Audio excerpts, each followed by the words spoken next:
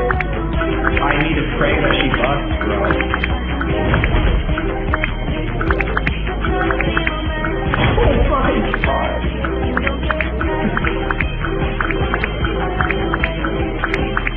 Oh my god. Oh my god.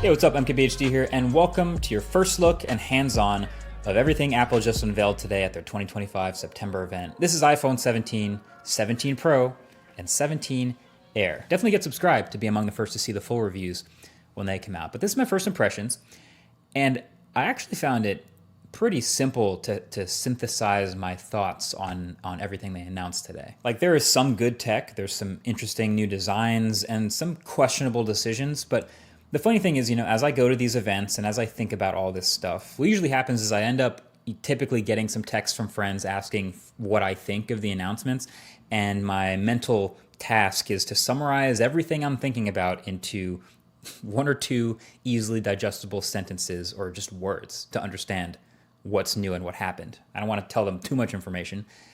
And so that's what I'm going to give you about each of the things Apple announced today. I'm going to give you my super compressed version of what I saw. So let's just start with the iPhone 17, right? The base new iPhones. My ultra simple summary for the iPhone 17 would be, hey, it got Pro Motion and a better selfie camera, and the rest is mostly the same.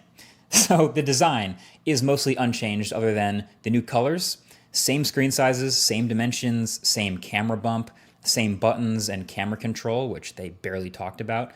But there's a new A19 chip inside, which we expected. That should see some nice performance gains and efficiency bumps, roughly 20% faster CPU, which is nice. And battery life should be a few beats longer. And the display is brighter too, getting up to 3000 nits. But this is the first time we are seeing a Pro-branded feature on a non-Pro iPhone, because every new iPhone across the range now has Pro Motion. And it's the same Pro Motion too. It's the adaptive 1 to 120 hertz. Doesn't seem to be handicapped at all. It's funny, we always used to have that, regular people don't care about 120 hertz argument, but now here it is on the new base iPhones. So, hey, sounds great to me. This makes the base iPhones much more usable, and so does the new base storage of 256 gigs. So those are welcome upgrades. But the other new thing was the selfie camera. And it was funny, the keynote was pretty chill up until the point where they started to talk about this, and it was actually the loudest applause, and it was really tempting to make fun of it. But I actually do think this is really clever, because all these new iPhones have this massively upgraded selfie camera system. They're calling it center stage, but I actually think that kind of does a disservice, because the actual center stage on their laptops and stuff is kind of annoying. But what's happening is with these phones, they all have a larger 24 megapixel square selfie camera sensor. And so then when you go to take a selfie, the phone can take a regular vertical selfie, or can manually or even automatically take a horizontal selfie without you having to rotate the phone. And honestly, this might be genius. Like, the default for most people is obviously to take a vertical selfie now. It just fits on the phone. You're probably viewing it on the phone.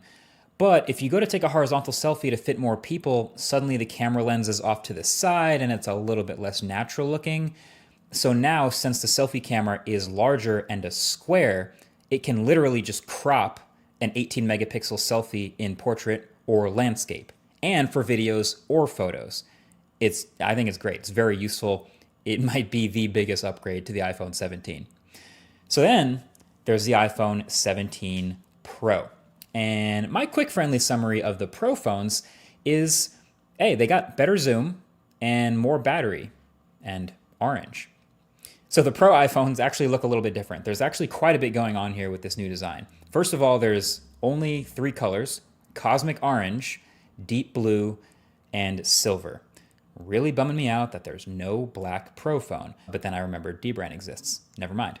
But then the thing that's going to catch everyone's eye on the back is the camera bar up at the top, which is what Apple keeps calling in their keynote a plateau. It kind of looks a little bit like the Pixel's visor, or frankly, what we've been seeing on a ton of other Android phones for years now, just a huge bar across the top of the back of the phone. But it's actually not just cameras in here. Apple's done some rearranging of the insides of the phone to actually shove more components, like the A19 Pro chip and the logic board and storage up here in that bar, so they could fill out more of the bottom of the phone with more battery. And that approach is going to make even more sense in a little bit. But my first reaction to that is, oh yeah, great. That sounds like these Pro phones might actually come with a real substantial battery upgrade from last year, which is again very welcome. Now you might also notice some other little things like the millimeter wave antenna at the top of the phone and the ring around that plateau actually also being an antenna. But then the other new design element is that they actually switched back